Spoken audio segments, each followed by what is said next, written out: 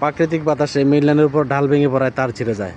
পূর্বে গিয়ে তারটি সেভ করে রাখা হয়েছিল, মেইন লাইন চালু করা হয়েছিল সেভ করে। এখন আবার তারটি জোড়া দেওয়ার জন্য মেইন লাইনটি বন্ধ করব।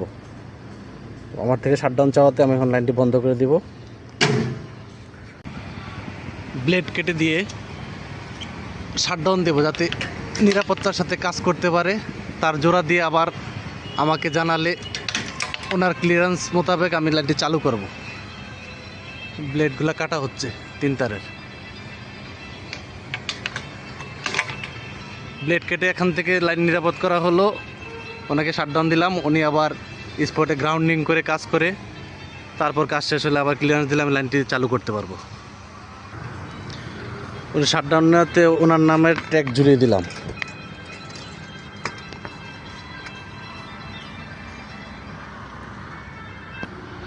মেইন লাইনে তার জোড়া হওয়ার পরে বড় ভাই ক্লিয়ারেন্স দিয়েছে লাইনটি চালু করার জন্য।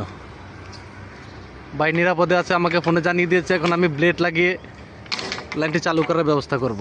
একটা ব্লেড লাগাইলাম,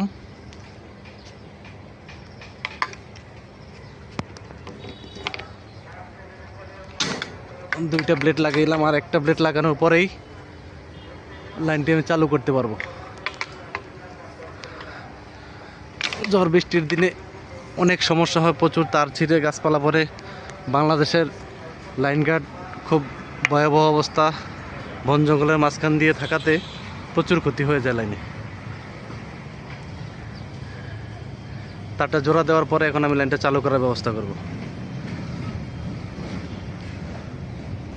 বড় ভাই জোড়া দিয়ে জানিয়ে দিয়েছে ব্লেড লাগানো হলো, এখন আমি লাইনটি এখন চালু করার ব্যবস্থা করব।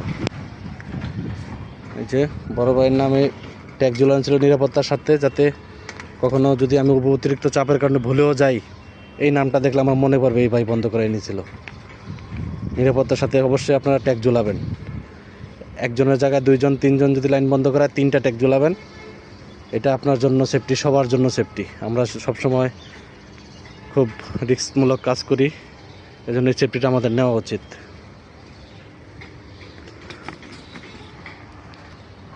একটু সাথে থাকুন, দেখুন আমি এখনই লাইনটি চালু করব।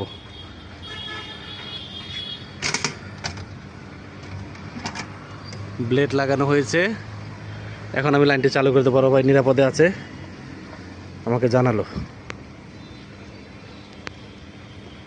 বিসমিল্লাহ। অলরেডি এম্পিয়ার শো করেছে, লাইনটি চালু হয়েছে আলহামদুলিল্লাহ। ওই জায়গার গ্রাহকগুলো অনেকক্ষণ পরে বিদ্যুৎ পেল। মেইন লাইনে তার ছিঁড়ে যাওয়াতে একাধিক সমস্যা হওয়াতে